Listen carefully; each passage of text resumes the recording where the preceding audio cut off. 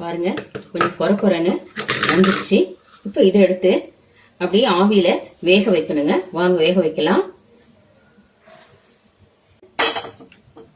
ஒரு வாழை இலையை கட் பண்ணி அதுல கொஞ்சோண்டு நல்லெண்ணெய் தடவிட்டு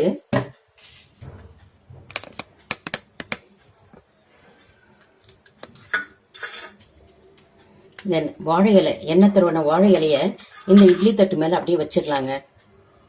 வச்சுட்டு அது மேல இந்த உசிலிய வச்சிடலாம். பருப்பு அரை இலையில வச்சு வேக வைக்கும் போது நல்லா இந்த வாழை இலை மனமோட ரொம்ப சூப்பரா இருக்குங்க. பாருங்க, வாழை இலை வச்சு இட்லி குண்டான்ல இந்த பருப்பை இந்த மாதிரி தட்டி வேக வச்சிட்டேன். இது ஒரு 15 மினிட்ஸ் ஆகுங்க வேகறதுக்கு. நல்லா மூடி வச்சு வேக வச்சிடலாம். வச்சிருக்கோம் இல்லைங்களா வாழைப்பூ, அதை எடுத்து இந்த தண்ணியில போட்டு வேக போடணுங்க.